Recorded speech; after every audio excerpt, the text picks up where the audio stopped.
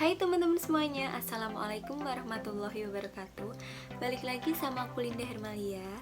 Ya, pada video kali ini saya akan mengupload sebuah video tugas lagi, yaitu dari Bahasa Indonesia, aplikasi Bahasa Indonesia dari dosen saya Pak Irfai.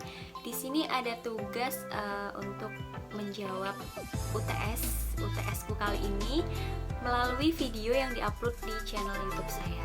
Oke, langsung saja kita jawab pertanyaannya.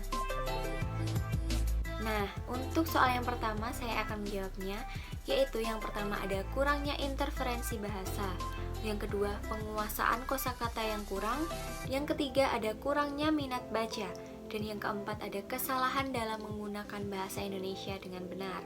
Untuk contohnya, kita bisa lihat di sini. Ya, salah satunya ada voucher, survei, dan juga motor. Saya akan menjawab untuk pertanyaan yang kedua, yaitu kutipan langsung biasanya digunakan oleh penulis di awal kalimat dan disertakan tahun beserta halamannya. Berikut contohnya. Untuk kutipan tidak langsung, yaitu nama penulis selalu diletakkan di akhir kalimat dan juga menyertakan nama penulis beserta tahun terbitnya sumber tersebut. Beginilah contohnya. Kita masuk pada pertanyaan yang ketiga. Apa perbedaan dari biografi dan bibliografi? Jelaskan sertai dengan contohnya, gitu ya. Menurut saya, biografi adalah riwayat hidup seseorang yang ditulis oleh orang lain. Contohnya seperti ini. Dan untuk bibliografi atau daftar pustaka adalah sebuah daftar yang berisi judul buku, artikel-artikel, dan bahan-bahan penerbitan lainnya yang mempunyai pertalian dengan sebuah karangan atau sebagian dari karangan yang sedang digarap. Contohnya seperti ini. Nah, kita masuk pada pertanyaan yang keempat. Oke, di sini kata jam menunjukkan masa atau jangka waktu yang sering juga kita sebut durasi. Contohnya seperti ini. Sedangkan kata pukul adalah untuk menunjukkan saat atau waktu di mana peristiwa itu terjadi. Contohnya seperti ini. Kita masuk pada pertanyaan yang kelima.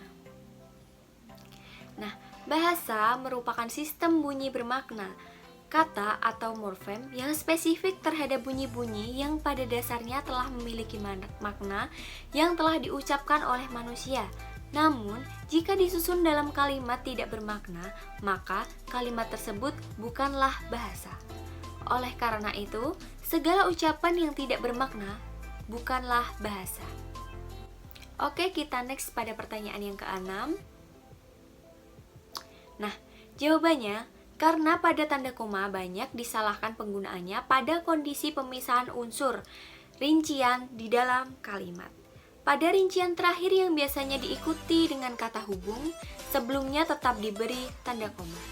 Untuk contohnya yang pertama bisa kita lihat di sini. Yang pertama sampai dengan yang kelima. Banyak kan? Kita lanjut pada pertanyaan yang ketujuh. Nah, apa perbedaan dari makna dari tanda titik dua dengan titik koma? Jelaskan disertai dua contoh penggunaan tanda tersebut. Nah, tanda titik koma dapat dipakai sebagai pengganti kata, dipakai pada akhir perincian yang berupa klausa, dan dipakai untuk memisahkan bagian-bagian pemerincian dalam kalimat yang sudah menggunakan tanda koma. Dan contohnya bisa kita lihat di sini. Untuk tanda titik dua dipakai di akhir suatu pernyataan lengkap yang diikuti pemerincian atau penjelasan dan dipakai sesudah kata atau ungkapan yang memerlukan pemberian. Dan contohnya bisa kita lihat di sini. Oke, next kita lanjut ke pertanyaan yang ke-8, yaitu ya, jelaskan mengapa sering terjadi kesalahan penulisan huruf miring. Berikan contoh kesalahan tersebut disertai dengan pembenarannya. Oke, karena kurangnya pemahaman, adanya kesalahan dalam penulisan atau lebih sering disebut dengan typo, dan juga kurangnya minat membaca pada setiap orang. Nah, di sini contohnya ada di sini. Untuk pertanyaan yang ke-9, kita lanjut. Oke, pada pertanyaan yang ke-9, bisa kalian lihat pertanyaannya. Nah, di sini huruf vokal adalah huruf yang melambangkan vokal dalam bahasa Indonesia yang terdiri dari 5 huruf, yaitu A, I, U, E, O. Sedangkan huruf konsonan, yaitu huruf yang melambangkan konsonan dalam bahasa Indonesia, terdiri atas 21 huruf kecuali huruf vokal, yakni ada B, C, D, G, H, dan seterusnya. Untuk contohnya bisa kita lihat di sini. Ya, sampai di sini dulu video aku pada kali ini, teman-teman. Semoga kalian suka dengan videonya dan semoga video ini bermanfaat untuk kalian semua. Oke, stay tune terus di channel aku. Jangan lupa untuk di like, comment, dan subscribe. And see you guys.